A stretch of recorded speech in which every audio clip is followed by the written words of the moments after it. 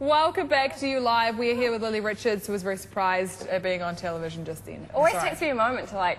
Absolutely. Yeah, it does. I remember at the start of the show, a guy was counting down. And I was like, I don't think I'm ready. I just don't think I'm 5 seconds to being on camera. But you have to be in live television, don't you? Sometimes you just black out though.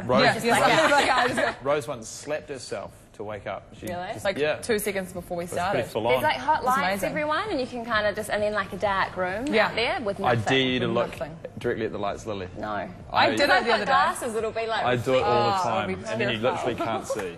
I don't want to not see. Anyway, Lily, how's it going? The Christmas season is nearly upon us. And how's Unity Books upon us? I know, it's kind of looming upon us. How's Unity Books going? At this time there? Great guns. Books are a good... one year my mum gave books to everyone for Christmas, and she made these little string bookmarks. It's always a good gift, I feel. You make books sound like... When young Key says Māori. Books. It's like... Books. Big These things conglomerate. called books are very good She to gave give. books to people. Just some books. Yeah. Some fiction books about fictional It characters didn't doing fit stuff. in my VHS or my DVD player. Just sit there. I bought a really good Star Wars book from Unity Books once for my brother. So the point being, we have really good books. Yeah. Do you want to know what one of them in particular No. is? Oh, No, Lily? No, I'll just look at the lights. I do want to know. What is it? Okay. So this book is called Young Romantics. Do you want to do that? American, yes. The Shelleys, Byron, and Other Tangled Lives. Woo! Which actually sounds a little bit tawdry and like lady-centric. Yeah. It's not. Like the Jane Austen book club or something like that. So there are 2 editions of this. This is the American edition, and the British edition is hideous. I recovered mine with a map of Europe. It's really gross. Yeah. It's a good thing to do when you don't like a cover of a book. That's a good tip. Just recover. Because it's all about what people think of you when you're sitting in a public space. It is. It is. That's the most People important just think part. you're reading some maps and really in a cafe. Really intelligent. My goodness. Apart from better than a lady book. Oh, but so this is about the Young Romantics, which are the Young Romantic poets, who came after the sort of great poets that you think of, like Wordsworth and Coleridge and stuff. They were the generation after, like in the early 1800s. And I just have to say that I'm not normally ever interested in like historical biographies. Yeah.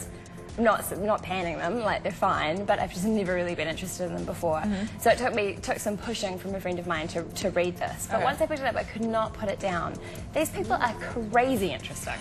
They're amazing. Yeah. So how do you mean they're crazy interesting? I mean, so we're talking about Shelley. So Byron, Lord Byron is Lord Byron, of course. And I always knew a little bit about him, but I didn't know a huge amount. I just know that Byron is Byronic heroes. For some reason. And he wrote the poem She Walks in Beauty, which is, one of the most beautiful poems. But so he was lordly, obviously, and well-to-do.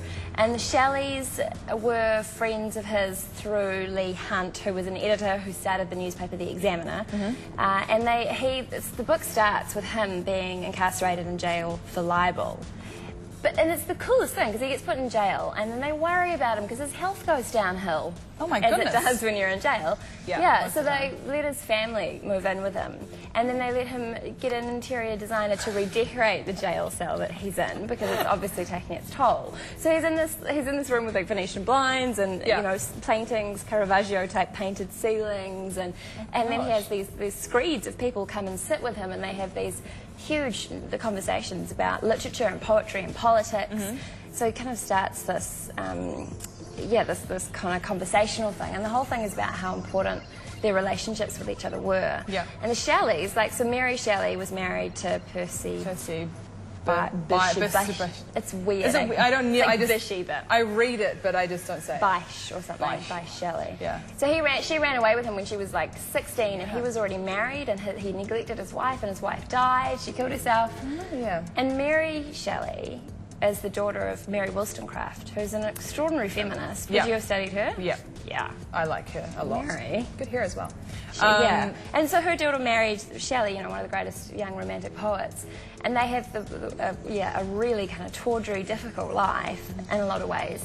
But Mary writes Frankenstein. She's the author of Frankenstein. She writes it when she's 18 years old. Was it a sort of gathering between, like, she was with her husband as well, and they had a competition to write the scariest scariest, the scariest story. It was with Byron and Claremont, her stepsister, and Shelley, and they were in Geneva. And part of the whole Frankenstein thing was her watching the weather, and she saw like lightning storms for the first time, fork lightning on the lake by which they were staying, and that gave her this idea of, you know, this reanimated being through electricity. Crazy talented group of people. Yeah, and you get to go inside their lives. It's fascinating. That is always interesting, and it always is interesting because, I mean, I guess sometimes it seems like a really weird thing. It's almost like when people say black and white movies, why would you want to watch that when you can watch a colour film? It's almost like, why would you want to read about really old people? How can they be interesting and relevant to what we are now? Well, they absolutely are. It seems like it's written in a way. Well, it is. Like Guardian said that it was like being at a really good dinner party where if you got bored talking to someone, there was always someone more interesting over the shoulder that you could catch sight of. So it goes from I like people that to people. as a review. Yeah, it's good. I'm glad you like It speaks to me. Yeah, I'm sure the Guardian reviewer is really relieved too. Yeah, you were switched off until that point. Let's go to a video and we'll be back to discuss the Young Romantics a bit further, as well as a gift suggestion. A gift suggestion. I like this. It is Christmas time is, as I said, looming, like Frankenstein. And we're going to have a wee look at what Lily has from Unity Books. But first, what should we go to?